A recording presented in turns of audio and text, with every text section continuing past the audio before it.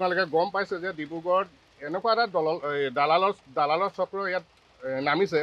আপোনাৰ বসুন্ধৰা যি আঁচনিক লৈ তেওঁ সেই গৰিহণাক লৈ পিনে তেওঁলোকে বিভিন্ন সময়ত চৰকাৰী মাটি বিকা কিনাৰ মানে অভিযোগ আহিছে। আপোনালোকে দেখিছে যে এই লৰুৱা বিলৰ মাটি যি 13,000 বিঘা যিটো মাটি 1300 বিঘা যিটো মাটি তেওঁলোকে যে দালাল ৰাজ কৰিছে, এই দালাল ৰাজত আমি গম পাইছোঁ যে ইতিমধ্যে যে আমাৰ চৰকাৰী কাৰ্যালয়ৰ পৰা এইখিনি যেন তেওঁলোকে যে 2 নম্বৰ কৰি আছে, আমি তাক গম পাইছোঁ। আজি আপোনালোকে দেখিছে যে এই যিজন জয় কুমাৰ হাজৰিকা, তেওঁ VLMCCৰ সভাপতি আছিল। তেওঁ একো নাজানে। তেওঁ এটা কাৰ মাটি তেওঁ চাইন কৰি দিলেই যেন এই মাটিৰ যেন এই এলটমেণ্ট পাব, তাৰ এটা গৰিয়ান লৈ মেলি ইয়াত দালালৰ যিটো বিটু ভৰালী বুলি নামৰ এজন লোকে তেওঁক লাখ লাখ টকা লৈ এই নগাঁও গুৱাহাটী ক'ৰ মানুহক ইয়াত এলটমেণ্ট দিছে বুলি আমি গম পাইছোঁ।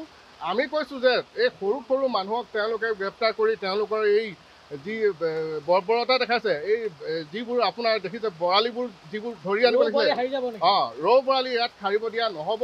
যদি প্ৰশাসনে যদি সেই ষ্টেপ তেওঁলোকে নিম্নমানৰ যদি কৰিবলৈ বিচাৰে, কিন্তু আমি মানি নলওঁ। আমি অসম জাতীয়তাবাদী যুৱ ছাত্ৰ পৰিষদে আমি আগন্তুক দিনতো আমি তেওঁলোকৰ এই বিষয়ে আমি অভিযোগ কৰিছোঁ। অকল এই লৰুৱা মৌজা বুলিয়ে নহয়, আপোনাৰ বগীবিলৰ ফালেও চাবলৈ গ'লে আমাৰ মণ্ডলে যিবোৰ কাণ্ড কৰি আছে, এই কাণ্ডবোৰত কিন্তু আমি গৰিহণা দিছোঁ। কিয়নো তেওঁলোকে দালাল সৃষ্টি কৰি দালালক লগাই তেওঁলোকে বহিৰাগত মানুহক এলটমেণ্টো দিয়াইছে। কিছুমান ক্ষেত্ৰত আমি দেখিছোঁ এলটমেণ্টো দিয়া দেখিছোঁ।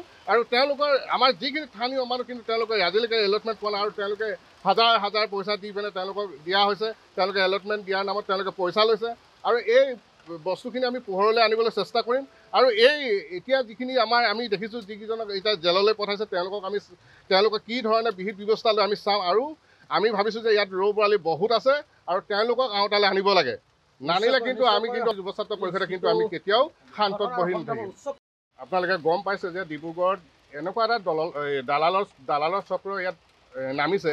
আপোনাৰ বসুন্ধৰা যি আঁচনিক লৈ তেওঁ সেই গৰিহণাক লৈ পিনে তেওঁলোকে বিভিন্ন সময়ত চৰকাৰী মাটি বিকা কিনাৰ মানে অভিযোগ আহিছে। আপোনালোকে দেখিছে যে এই লৰুৱা বিলৰ মাটি যি 13,000 বিঘা যিটো মাটি 1300 বিঘা যিটো মাটি তেওঁলোকে যে দালাল ৰাজ কৰিছে, এই দালাল ৰাজত আমি গম পাইছোঁ যে ইতিমধ্যে যে আমাৰ চৰকাৰী কাৰ্যালয়ৰ পৰা এইখিনি যেন তেওঁলোকে যে 2 নম্বৰ কৰি আছে, আমি তাক গম পাইছোঁ। আজি আপোনালোকে দেখিছে যে এই যিজন জয় কুমাৰ হাজৰিকা, তেওঁ VLMCCৰ সভাপতি আছিল।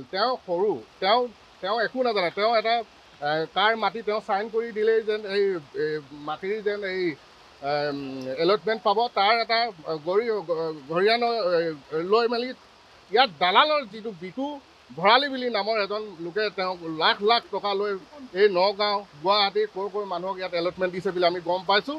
যিকোনো খবৰৰ বাবে যোগাযোগ কৰক আমাৰ এই নম্বৰত 7099017330 আৰু 7099017110।